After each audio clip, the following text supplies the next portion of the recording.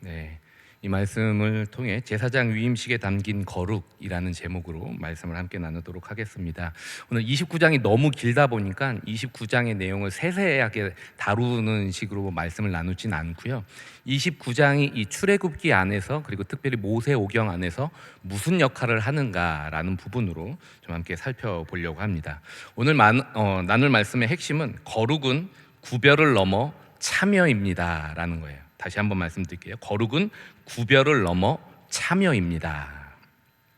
출애굽기 29장은 제사장의 위임식에 대한 내용입니다. 1절을 다시 한번 보시죠. 제가 읽겠습니다. 내가 그들에게 나를 섬길 제사장 직분을 위임하여 그들을 거룩하게 할 일은 이러하니 라고 해서 이 제사장 위임식이 1절부터 마지막 46절까지 쭉 이어지면서 이게 무슨 의미인가 라고 이 말씀의 마무리가 지어집니다. 하나님께서 모세를 향해서 모세의 형인 아론과 그의 두 아들들에게 제사장 직분을 위임하라고 말씀을 하십니다. 여러분, 오늘 29장 다 읽었지만 이 본문 말씀이 중요해 보이시나요? 같이 읽었죠. 제가 1.5배속으로 돌려달라고 부탁을 드려서 너무 빨리 돌아가서 이게 무슨 내용인가 싶으셨을 수도 있는데 처음에 읽었을 때 저는 이게 뭐가 중요하지 지금? 이라는 생각이 저는 처음에 들었어요.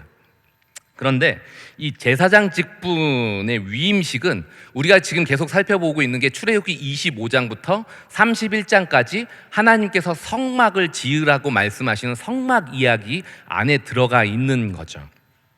이 29장은 성막 이야기 안에서의 중요성뿐만 아니라 모세오경의 구조적으로도 굉장히 중요한 위치에 자리 잡고 있다라고 말씀을 드릴 수 있습니다. 그 첫 번째 이유가 뭐냐면요, 제사장 위임식은 하나님께서 세우시는 성막과 제사의 완성이기 때문에 그래요. 그러니까 이 위임식은 성막뿐만 아니라 제사의 완성으로 이루어지는 이 행사라는 것이죠. 자, 성막의 제작은 출애굽기 후반절인 39절에서 완성이 됩니다. 우리 나중에 보겠지만 지금은 그냥 명령하시는 거고, 이 명령의 실행이 언제 이루어지냐면은 출애굽기 39장에서 이루어지는 거예요. 그리고 출애굽기 39장을 지나서 40장을 지나서 이제 레위기로 이어지면서 뭐가 시작되냐면은 성막에서 행하게 될 제사에 대한 이야기가 1장부터 7장까지 쭉 이어집니다. 다시 말하면 성막 안에서 이스라엘들이 행할 5대 제사, 번제, 소제, 속제제, 속건제, 화목제가 무엇인지 확정되어지는 거죠. 그리고 제사장 직분의 위임식은 이 25장부터 레위기 7장까지 쭉 이어졌던 성막의 완성과 제사의 확정 이후인 레위기 8장에 와서 오늘 이 출애굽기 29장의 명령이 실행되는 이야기가 기록되어져 있습니다. 다시 말하면 하나님께서 이스라엘 백성들에게 세우시는 성막과 제사의 마침표가 바로 이 제사장 위임식이라는 것이죠. 그런 의미에서 이 완성과 확정이라는 의미에서 이 위임식은 굉장히 중요한 의미를 가지고 있고요. 두 번째로는 이 위임식이 왜 중요하냐면은 제사장 위임식은 성막과 제사의 명령에 있어서 끝이지만 그러나 동시에 성막 시대가 열려지는 시작이면서 출발이기 때문에 매우 중요한 의미를 가지고 있습니다. 성막과 제사는 출애굽한 이스라엘 백성들이 앞으로 살아갈 모든 삶과 신앙의 중심이 되며 기준이 됩니다.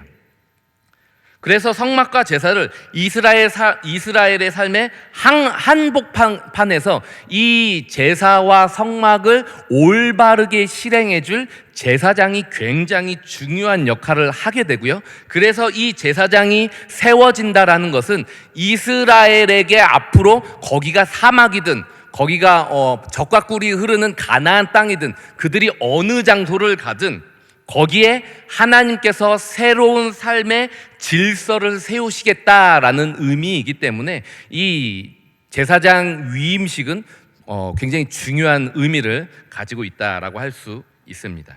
자, 그럼 하나님께서 제사장 위임식을 통해 이스라엘 백성들 가운데 세우려고 하시는 새로운 질서가 무엇일까요? 자, 45절에서 46절, 오늘 말씀의 끝인 45절에서 46절을 우리 같이 한번 이 위임식의 목적, 이 위임식을 통해 하나님께서 무엇을 하시려는가 마지막에 기록되어 있는데 같이 한번 읽어보겠습니다. 자, 시작. 내가 이스라엘 자손 중에 거하여 그들의 하나님이 되리니 그들은 내가 그들의 하나님 여호와로서 그들 중에 거하려고 그들을 애굽 땅에서 인도하여 낸 줄을 알리라. 나는 그들의 하나님 여호와니라. 자, 여기에 나오는 중요한 단어 중에 하나가 중에라는 단어예요. 45절에 이스라엘 자손 중에, 46절에 여호와께서 그들 중에. 여기 나오는 중에라는 단어는 히브리어로 타웨크라는 단어인데 중앙, 한가운데, 한복판이라는 단어예요. 하나님이 이스라엘의 정중앙 한복판에 거하기 위해 성막을 지으시고 그리고 제사를 명령하셔서 제사장을 위임하셔서 그들 가운데 함께 하시겠다라고 말씀하시는 거죠. 그들의 하나님이 되셔서 그들의 삶의 한복판에서 하나님께서 하나님의 뜻대로 그들의 삶을 인도하시겠다라는 것이 바로 이 위임, 제사장을 위임하셔서 하나님께서 이루어 가시려고 하는 하나님의 목적이라고 할 수 있습니다. 자, 그렇다면 하나님께서 한복판, 이스라엘 백성들의 삶의 한복판에서 세워나가시는 새 질서, 새로운 인도하심은 무엇일까요? 혹시 여러분들 29장 이 본문 이 영상을 쭉 보시면서 29장에 끊임없이 흐르는 중요한 단어를 캐치하셨나요? 29장에는 굉장히 중요한 한 단어가 반복해서 등장합니다. 그게 뭐냐면 1절 한번 보시죠. 오늘 내가 그들에게 나를 섬길 제사장 직분을 위임하여 그들을 뭐라고요? 거룩하게. 6절도 보시죠. 그의 머리에 관을 씌우고 그 위에 거룩한. 9절 하반절도 보실까요? 거룩하게 할지니라. 이 거룩이라는 단어가 1절, 6절, 9절, 21절, 27절, 31절, 33, 34, 36, 37, 43, 44절에 무려 12절에 걸쳐서 등장을 합니다. 목사님, 그게 뭐가 그리 중요한데요? 라고 말씀하실 수도 있지만 출애굽기 25장부터 31장까지가 제가 말씀드렸지만 성막 이야기의 전체 내용이라고 말씀드렸습니다. 25장부터 31장에 쭉 성막에 대한 이야기를 이어가다가 28장부터 이 거룩이라는 단어가 등장하기 시작합니다. 28장의 거룩이라는 단어, 29장, 30장, 31장, 그 25장부터 27장까지는 거룩이라는 단어가 기록되어 있지 않아요. 근데 이 성막 이야기의 후반부에 거룩이라는 단어를 엄청나게 많이 모아두고 집중하고 있다라는 거예요. 이 말은 뭐냐면 성막을 하나님께서 명령하시는 목적이 뭐라는 거예요? 거룩이라는 거예요. 근데 이것은 단지 성막 이야기에서만 거룩이 중요한 게 아니라 여러분들 성경이 66권입니다. 성경 66권 중에서 우리가 알고 있는 이 거룩이라는 단어가 가장 많이 등장하는 장이 어딘지 아세요? 오늘 본문이에요. 29장. 무려 12절에 걸쳐서 거룩이라는 단어가 등장하는 구절이 성경 어디에도 없어요. 근데 이 거룩이라는 단어를 이 제사장들이 위임식을 이루는 이 위치에 하나님께서 엄청나게 몰아두셨다라는 것이죠. 다시 말하면 하나님께서 성막을 만드시고 제사를 명령하시고 그래서 이 성막에서 제사를 실행할 대제사장을 위임하시는 목적이 뭐라는 거예요? 거룩이라는 거예요. 하나님의 뜻은 거룩이니, 이게 데살로니가전서 4장에서 말하는 하나님의 뜻 아니겠습니까? 이 하나님의 명확한 뜻이 출애굽기 29장 안에 담겨져 있다라는 것이죠. 그러므로 이 제사장의 위임식은 그냥 옛날 옛적에 위임식을 했다더라라고 쉽게 그냥 잊혀지고 넘어갈 본문이 아니라 거룩하신 하나님께서 거룩하게 하시는 새 역사를 이뤄가신다라는 메시지로 우리는 읽어야 하며, 동시에 오늘을 살아가는 우리를 하나님께서 어떻게 인도하신다고요? 어떤 의도와 의지를 가지고 우리의 삶에서 함께 하신다고요? 우리를 끝내 거룩하게 만드시겠다라는 하나님의 의지와 뜻을 오늘도 우리에게 명확하게 알려주시기 위해 이 출애굽기 29장이라는 이 장, 지금은 제사가 이루어지지 않고 대제사장의 위임식이 이루어지지 않음에도 이 본문 말씀을 우리에게 여전히 전하고 계시다라고 저는 생각을 합니다. 여러분, 그렇다면 구체적으로 거룩이 뭘까요? 누군가 여러분들에게 거룩이란 무엇이며 성도의 거룩한 삶이란 어떤 삶입니까? 라고 물어보신다라고 한다면 여러분들은 이 익숙한 거룩이라는 단어를 어떻게 설명을 하실 수 있으신가요? 교회를 오래 다니신 분들은 거룩의 히브리어 어원을 따서 거룩이라는 것은 구분하는 것이고 구별되는 것입니다 라고 말씀을 하실 거예요. 거룩의 의미가 구분이고 구별이라고 한다면 이 땅을 살면서 성도가 거룩하게 사는 삶이라는 것은 당연히 세상과 구별되게 사는 삶이라고 우리는 말할 수 있습니다. 이게 맞죠. 그러나 구별은 거룩의 소극적인 측면이기 때문에 거룩의 전부라고 할 수 없어요. 만약 거룩은 구별입니다 라고만 말씀하신다라고 한다면, 이렇게만 이해한다면 분명히 삶에 문제가 발생할 겁니다. 예를 들어 볼까요? 그리스도인들은요, 이 세상을 살면서 생각보다 그리스도인들은 굉장히 삶의 반경이 좁은 걸 볼 수 있어요.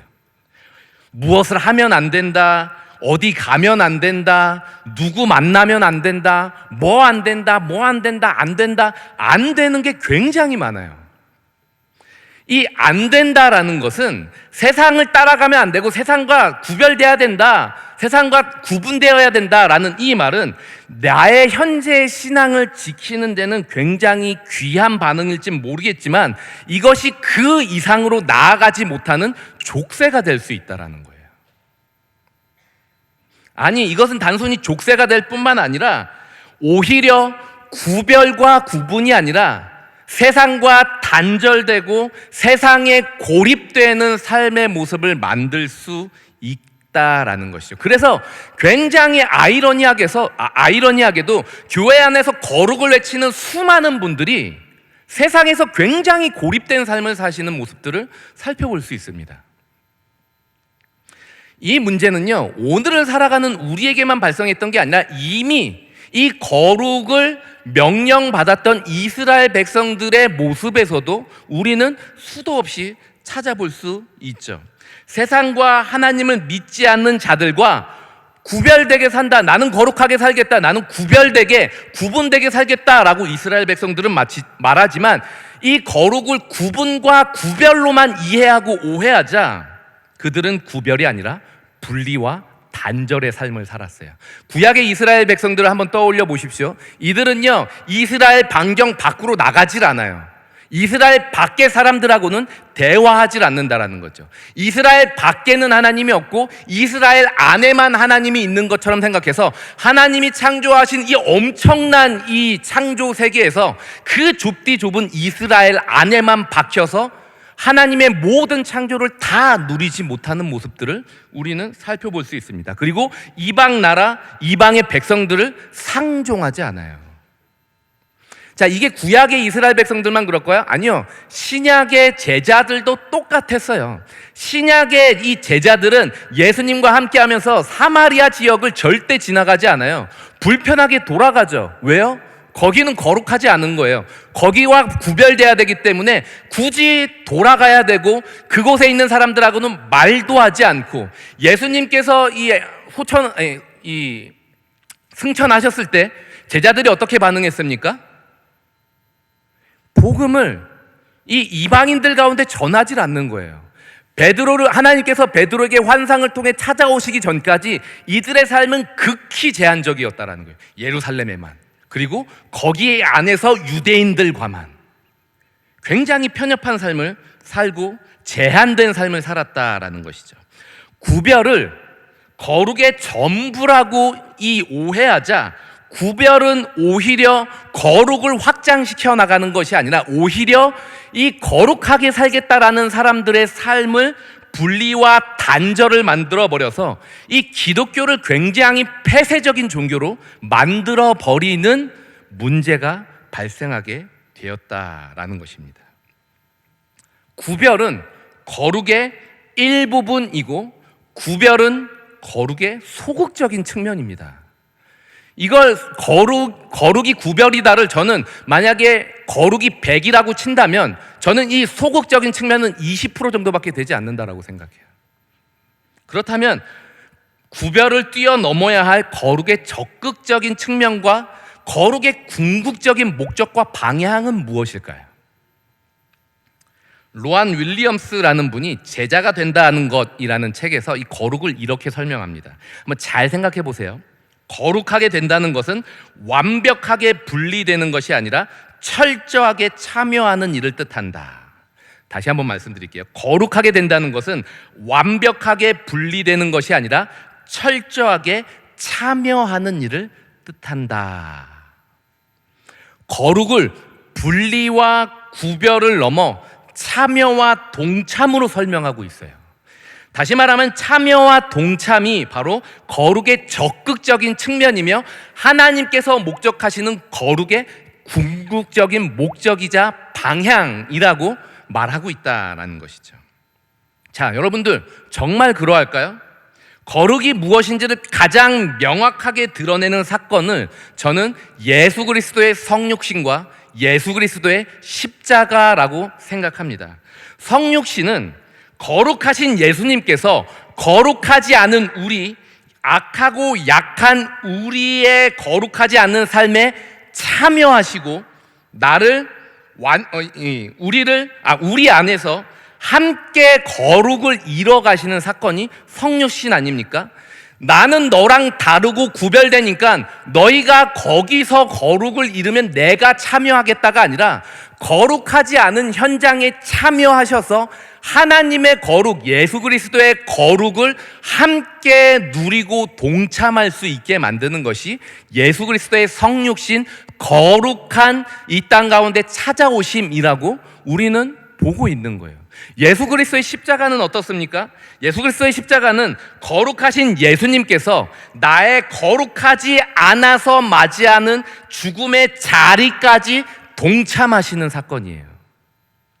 그래서 끝내 이 거룩해질 수 없는 나를 완전한 거룩과 영생에 참여시키시는 사건이 이 십자가 사건이라는 것이죠. 그러므로 성도는 참여, 동참, 함께를 통해 하나님과 예수님의 진정한 거룩하심을 맛보는 존재이며 더 나아가 거룩하신 하나님처럼 거룩하신 예수님과 성령님처럼 참여를 통해 거룩하지 않은 이들과 함께 맛보게 하는 특권과 사명을 부여받은 자들이라고 말할 수 있습니다. 제가 예전 교회 청년에게서 늦은 시간에 전화 한 통화를 받았어요. 어떤 전화였냐면 전화를 받자마자 목사님, 지금 교회 안 다니는 친구하고 제가 술을 마시다가 신앙적인 토론이 있었는데 제가 이 친구를 이길 수가 없어갖고 목사님이 생각나서 목사님한테 전화를 했습니다 라고 전화를 한 거예요. 11시인가 넘어서. 여러분 같으면 어떻게 반응하시겠습니까? 제가 뭐라고 대답했을까요? 술 먹다가 전화한 애한테 오랜만에 전화하면서 이 늦은 시간에 술 먹고 전화질이야! 라고 하지 않았어요. 그렇게 괴팍한 사람이 아닌 걸 저도 알고 하나님도 알고 여러분도 아시지 않습니까? 굉장히 따뜻하게 맞이했습니다. 왜? 저는 인자한 사람이니까. 그래서 왕 뭐시기야 그 친구 바꿔주렴 하고 통화를 하고 얘기를 하고 술에 떡이 된 그 친구들의 대화에 무려 1시간 넘게 참여를 하게 되었습니다. 근데 신기한 건 뭐냐면요, 여러분 그 술 드신 분들하고 얘기해 보셔서 아시잖아요. 대화가 됩니까? 했던 얘기 또 하고 했던 얘기 또 하고, 분명히 나는 분명하게 설명했는데 목사님 이해가 되지 않아요. 술 먹고 꼬인 목소리로 또 하고 또 하고. 아마 제가 그 옆에 현장에서 얘기하고 있었으면 뒤통수를 때렸을 것 같아요. 뭐 하는 짓이야라고.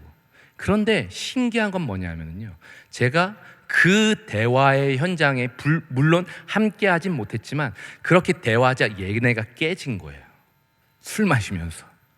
그래서 이 친구가 뭐라고 해요? 목사님, 제 친구가 교회 가겠대요. 어디서? 술자리에서. 예전 교회 남자 집사님이 늦은 시간에 저한테 전화 한 통을 하셨습니다. 목사님, 제가 술을 좀 마셨습니다. 어떤 뉘앙스인지 아시겠죠? 제가 뭐라고 대답했을까요? 눈빛으로도 다 알 수 있습니다. 그렇죠. 이제 저를 이제 아시는 거죠. 굉장히 인자하게 제가 그 집사님께 따뜻한 목소리로 집사님 오늘따라 발음이 기가 막히십니다 라고 하면서 이제 대화를 했는데, 알고 봤더니 그날이 이 서울 강남에 있는 압구정에서 사업을 하시던 이 집사님이 망하신 날이에요. 그러니까 굉장히 좀 힘드신 날이었기 때문에 술을 좀 드셨던 것 같아요. 그래서 저한테 뭐라고 말씀하셨냐면, 목사님, 저 오늘 쫄딱 망했는데 제가 금요 기도의 시간에 간증을 좀 할 수 있도록 담임 목사님께 말씀해 주십시오 라는 거예요. 그 취지는 이겁니다. 간증을 삶이 잘된 사람만 시키는 법이 어디 있어요? 저처럼 완전 쫄딱 망한 사람도 금요 기도 시간에 간증을 해야 그게 맞는 거 아닙니까? 라고 하면서 저한테 이제 이 간증을 시켜달라라는 꼬인 발음으로 말씀을 하신 거예요. 그래서 그거를 차마 말씀드릴 수는 없어서 저는 그날 금요일이 아님에도 불구하고 많은 분들을 대신해 그분의 오랜 시간의 금요 술충만 간증 집회 홀로 그 간증을 들으면서 시간을 보냈습니다. 그런데 특이하게도 그분이 그날 굉장히 많이 회복이 되셨어요. 그리고 지금까지도 그분이 그날 목사님 참 그날 술 취했는데 참 문자 드리고 전화 드려서 참 지금도 송구스럽습니다 라는 그 말이 저는 아직도 기억에 또렷이 남습니다. 혹시 술 드시고 신방이 필요한 분은 아내 힘들게 하지 마시고, 혹시 아내분들은 남편 힘들게 하지 마시고 저한테 늦은 시간도 상관없습니다. 저한테 전화를 하세요. 제 전화번호는 010-4066-8635. 자, 빨리 적으시죠. 010-4066-8635번입니다. 혹시 전화를 거셨는데 잘못 거셨습니다. 전 주원일 목사가 아니고 이정학 목사입니다 라고 하더라도 상관하지 마시고 계속 말씀하시고, 늦더라도 상관하지 마시고 계속 전화하시면 됩니다. 어차피 술 취하신 거 저든 뭐 이정학 목사든 상관없지 않습니까? 풀리기만 하면 되는 거잖아요. 상관하지 마시고 다시 한번 010-4066-8635로 꼭 가족들 괴롭히지 마시고 이 번호로 전화하시면 하나님의 거룩한 기적의 역사가 일어나게 될 줄로 믿습니다. 하나님은요, 자기의 백성의 전 삶이 거룩하게 되도록 자신의 백성의 모든 시간에 함께 하시며 모든 공간에 참여하시는 거룩한 분이세요. 나는 너희와 다르다 이걸 증명하시는 분이 아니라 너희와 다른 내가 너희와 영원히 함께하고 너희의 최악의 삶에도 나는 참여하고 동참하겠다라는 이 말씀에서 우리는 하나님의 그 어디서도 찾아볼 수 없는 하나님의 무한한 거룩하심을 발견하고 경험하게 되는 것이죠. 나의 최악까지도 외면하지 않으시고 거기까지도 찾아오시고 참여하시는 하나님. 그 현실에서도 내 삶에 동참하사 이 땅 가운데서 가장 큰 슬픔과 가장 큰 좌절과 절망을 겪고 있는 내 현실 가운데 하늘의 감사와 기쁨을 맛보게 만드시는, 저 하늘의 기쁨에 동참하게 만드시는 이 하나님의 역사, 이게 바로 오늘 이 자리에 예배드리는 우리를 향한 하나님의 거룩하신 뜻이며 우리 안에 이루어지는 하나님의 거룩한 역사라는 것이죠. 거룩하신 하나님을 닮아 우리도 반드시 거룩을 향해 나아가게 될 줄 믿습니다. 여러분들, 좋아하고 유익한 일에 참여하는 건 쉬워요. 그건 세상도 하죠. 내가 좋아하면은요, 눈에 불을 켜고 밤을 새서라도 거기엔 동참합니다. 그런데 내가 싫어하는 사람, 내가 싫어하는 현장, 내가 정말로 끔찍히 가기 싫은 바로 그 자리, 내 삶에 누가 봐도 손해보는 그 현장, 그리스도인들은 거기까지도 참여한다라는 부분에서 세상과 전혀 다르고 구별된 참된 거룩을 보여주는 거예요. 대제사장 되시는 예수님은요, 자기를 파는 가룟 유다와도 끝까지 함께 하셨고, 자기를 저주하면서 모른다라고 말하는 그 베드로의 삶의 끝까지 참여하고 동참하고 함께 하시는 분이셨죠. 이게 바로 예수님의 거룩이라고 한다면, 오늘 우리 가운데 회복시키고 계시는 참된 하나님의 사람다운 거룩이라고 한다면, 그렇다면 우리는 오늘 어디까지 함께하며 누구와 함께할까? 그 사람이 내가 좋아하는 사람이든 아니든, 내가 끔찍히 싫어하는 사람이든, 그 자리가 내 삶에 유익을 주든 주지 않든, 혹여 그 자리가 내 삶에 손해를 주는 자리일지라도 하나님이 나와 함께 하신다면 거기서도 하나님은 하나님의 역사를 이루시리라. 이 마음을 가지고 담대히 걸어 나가는 사람을 성경은 거룩한 사람이라고 말을 하죠. 말씀의 마무리를 짓도록 하겠습니다. 사랑하는 성도님들, 구별의 거룩을 뛰어넘어 참여의 거룩까지 나아가는 거룩 충만한 나날이 되시기를 소망합니다. 그리하여 날마다 하늘의 기쁨을 빼앗기지 마시고 하늘의 감사를 날마다 누리게 하는 복된 나날 누리시길 주님의 이름으로 축원합니다.